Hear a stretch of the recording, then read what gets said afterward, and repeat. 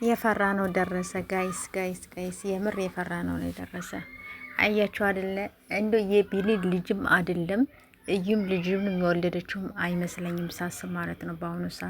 በአሁኑ ሰዓት ምንም ነገር የለም። በቃ የውሸት ነው፣ ሁሉም የውሸት ነው ብዬ ነው የማስበው ማለት ነው።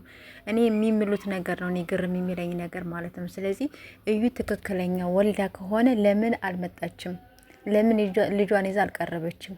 ቢያንስ ወይ የቡራ ልጅ ነው ወይም ደግሞ የቢኒ ልጅ ነው ብላ እራሱ እኮ አልተናገረችም አይደለ? ስለዚህ ውሸቷን ነበረ። ሀይሚዬንም እንደዚያ ስታደርጋት የነበረ እስከ ማጣላት ድረስ ስትደርስ የነበረ በቃ ይሄ ነገር ውሸት ነው፣ እውነት አይመስለኝም እኔ ማለት ነው። ስለዚህ እኔ አንቺን አልፈልግሽም የምፈልገው ልጄን ነው ብሎ ነው በቃ ርፍ ያለው ማለት ነው። በቃ ቁጭ ያለው እሱ ነው።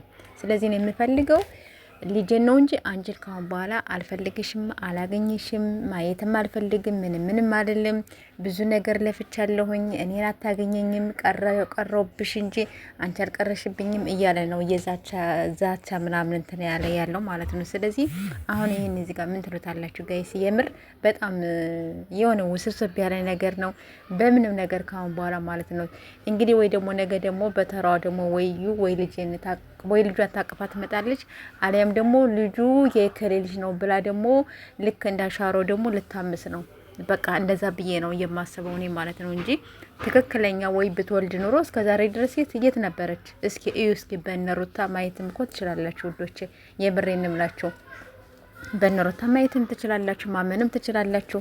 እኔ ይች ልጅ እኔ አይመስለኝም አውቃ ነው ብዬ ነው የማስበው ጋይሶች ማለት ነው። ለማንኛውም ሁላችሁም ልቦና ይስጣችሁ ነው የምለው። ሌላ ምንም ምለው ነገር የለኝም ጋይስ። ምን ይባላል?